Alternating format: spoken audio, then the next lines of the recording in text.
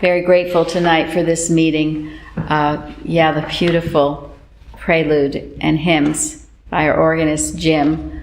How great thou art and how great our God is. Just so inspiring to hear that being played on the organ with his loving touch.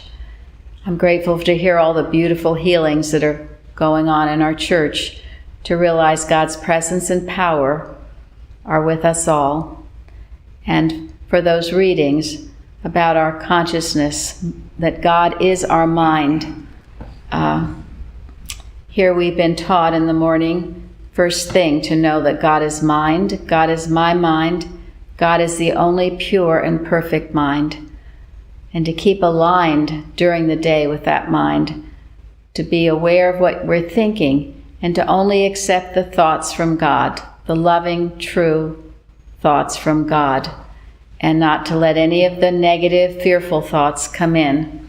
We have an article that's been on our website that I have found most helpful by Herbert Eustace, entitled, How Does Malicious Mind Operate? And he says in that article, it is the part of wisdom to keep every channel open for information. You have a right to know all that is going on about you. You do not delve into error, but you keep your avenues of intelligence open. So all that you should know, you do know at exactly the right time. In other words, as Mrs. Eddy says in Miscellaneous Writings, let us open our affections to the principle that moves all in harmony, from the falling of a sparrow to the rolling of a world.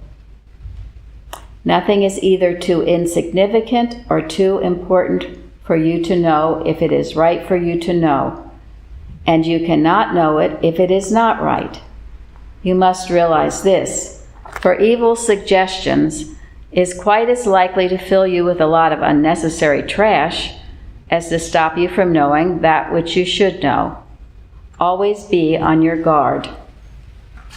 I remember Bicknell Young talks about in an article about memory that we do know all we need to know, but he also says it's important to have a forgettery, because sometimes there are things it is good to forget. As past problems, past illnesses, to let them know it was never the truth about you. Let them go. Just remember the enduring the good and the true, as Mrs. Eddy says. I'm so grateful for this helpful instruction. Dear Mrs. Eddy, giving us all that she has.